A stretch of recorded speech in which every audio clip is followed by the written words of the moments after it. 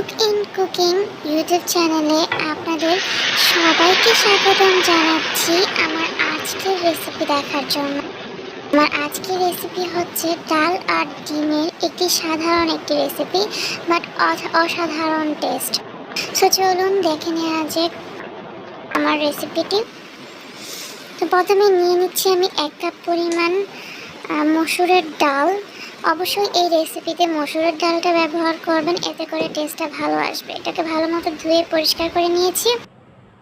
এখন দিয়ে দিচ্ছি 2 টেবিল চামচ পেঁয়াজ, 4-5টা কাঁচামরিচ আস্ত দিয়ে দিচ্ছি। এখন দিয়ে দিচ্ছি আদা রসুন বাটা 1 চা চামচ, লবণ দিয়ে দিচ্ছি 1 চা চামচ, হলুদের গুঁড়া 1 চা চামচ, ধনিয়া গুঁড়া 1/2 চা চামচ, মরিচের গুঁড়া 1/2 চা চামচ, গরম মশলার গুঁড়া 1/2 চা চামচ, আর হচ্ছে জিরা দিয়ে দিচ্ছি 1/2 চা চামচ।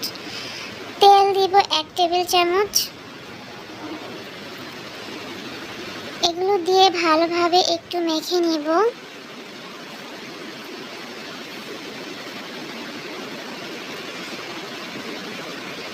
মাখানো হয়ে গেলে তাতে 3 কাপ পরিমাণ হচ্ছে পানি দিয়ে দিচ্ছি। যেহেতু ডালটা একটু ঘন হবে, সো 3 কাপ পানিতে হচ্ছে ডালটা সিদ্ধ হয়ে যাবে।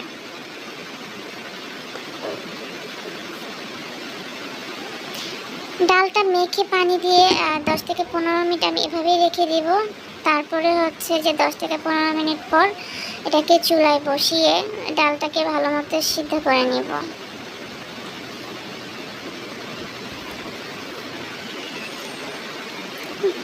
ডালটা সিদ্ধ হতে থাক। এ পর্যায়ে হচ্ছে আমি 2টা ডিম নিয়ে নিচ্ছি।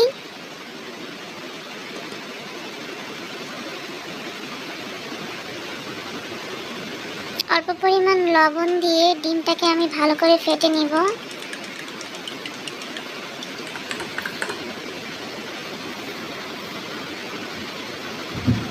এখন একটা প্যান নিয়ে তাতে 2 থেকে 3 টেবিল চামচ তেল নিয়ে নিচ্ছি। এখানে একটু তেলের পরিমাণটা বেশি নিয়েছি, কারণ না হলে ডিমটা হচ্ছে যে ভালো মতো ফুলবে না। সো এই জন্য আমি তেলের পরিমাণটা একটু বেশি নিয়েছি। সো ডিমটা দিয়ে ভালোভাবে একটু চামচ দিয়ে ছড়িয়ে দিতে হবে। এতে করে ডিমটা হচ্ছে সাইজে অনেক বড় হবে এবং ফ্লাপি হবে। এক পাশ ভাজা হয়ে গেলে আমি একটু এক সাইড উল্টে দিচ্ছি। তারপর হচ্ছে আরেক সাইড উল্টে দিব, দিয়ে ডিমটাকে একটু ভালো মতো ভেজে নিচ্ছি। 2 সাইড ভালো মতো ভাজা হয়ে গেলে এখন ডিমটাকে আমি পিস করে নিচ্ছি।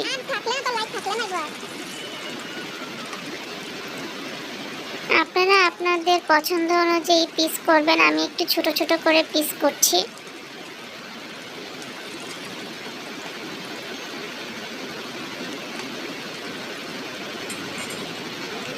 আমি 6 থেকে 7 টুকরার মতো পিস করে নিয়েছি। এখন সিদ্ধ করা ডালের উপরে ডিমগুলোকে ছড়িয়ে দিব।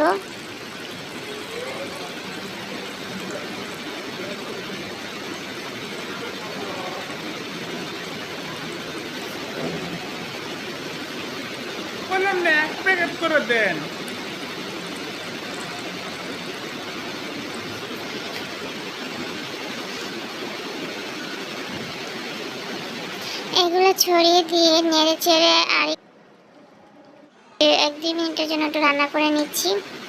তারপর একটা প্যান বসিয়ে 1 চা চামচ ঘি দিয়ে দিলাম, 1 টেবিল চামচ পেঁয়াজ কাটা, 1 টেবিল চামচ রসুন কুচি, আর 1-2টার মতো শুকনো মরিচ কুচি করে দিয়ে দিলাম।